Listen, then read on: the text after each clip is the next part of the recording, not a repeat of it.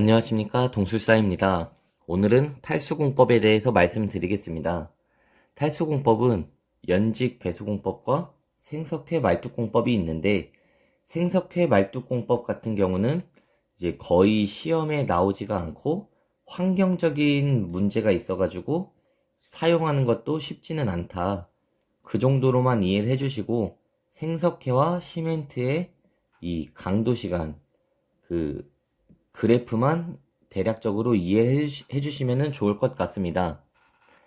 연직 배수 공법은 연약 지반이 있을 때 연직으로 배수제를 설치를 해가지고 이 물을 원래는 이 물을 위나 또는 아래로만 이렇게 빠질 수가 있는데 수평으로 빠지게끔 해가지고 수평으로 빠지게끔 해서 안밀 시간을 단축하는 그런 부분이다 라고 이해를 해주시면 되는데, 이 안밀 시간에 대한 공식에서 이 h의 제곱이 원래는 이 수직 부분의 제곱이 되었다가 이 수평 거리만큼의 제곱이 되기 때문에 h가 굉장히 많이 줄어들고, 줄어드는 만큼 t가 그만큼 안밀 시간이 줄어든다.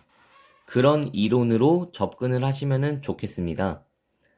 연직 배수공법 같은 경우는 PBD, SD, PD, MD가 있는데 플라스틱 보드 드레인으로 최근에는 플라스틱을 이용한 연직 배수제가 많이 적용이 되고, 샌드 드레인, 팩 드레인, 이제 모래를 이용한 이 배수제가 모래인 건데, 이 모래에 대한 유실이라든지 중간에 이제 끊어진다든지 그런 부분이 많아서 이 SD, 샌드 드레인을 보호해준 게 팩 드레인.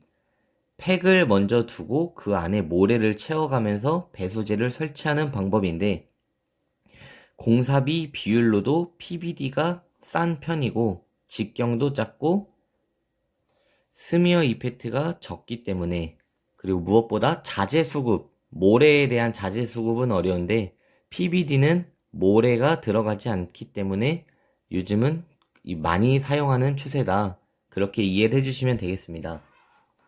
여기서 표에 나와 있는 WRSE는 이제 스미어 이펙트, 그리고 웰 레지스턴스라고 하는데, 이제 스미어 이펙트 같은 경우는 교란 영향으로 해가지고 배수제를 관입 시 배수제 사이에 이 투수성이 미치는 영향, 여기에 대한 것을 나타내는 거고, 웰 레지스턴스 같은 경우는 이제 이 통수능 능력, 이 배수제가 물을 끌어들이는 그 능력 자체의 흐름 저항이다. 그렇게 이해를 해주시면 되겠습니다. 스미어 이펙트랑 웰 레지스턴스 또는 연직 배수 공법이 1교시 용어에도 문제가 굉장히 많이 나오기 때문에 이 스미어 이펙트랑 웰 레지스턴스 같은 경우는 이제 좀 구체적으로 이해를 해주시면 좋을 것 같고, 여기서의 영향인자가 이 스미어존, 이 교란 영향의 두께가 클수록 이제 배수가 잘 안 된다. 그리고 투수 개수라든지 횡합, 클로징, 타설 시 찢어짐, 연직 배수제를 넣으면서 찢어지는 과정이라든지, 클로깅은 이제 이 연직 배수제도 이렇게 뭐 구멍이 먼지 등으로 이제 막힐 때 그런 게 이제 다 배수에 미치는 영향이 된다.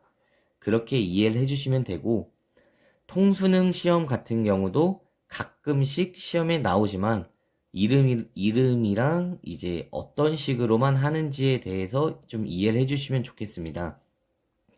요즘에는 복합 통수능 시험을 많이 사용한다고 해가지고 복합 통수능에 대한 거는 교재를 통해서 조금 더 구체적으로 봐주시고, 이 연직 배수 공법을 이용한 암밀도, 수평 암밀도를 산정하는 방식은 많이 나오기 때문에 꼭 암기를 해주시길 부탁드리겠습니다. 오늘은 여기까지만 하도록 하겠습니다. 시청해주셔서 감사합니다.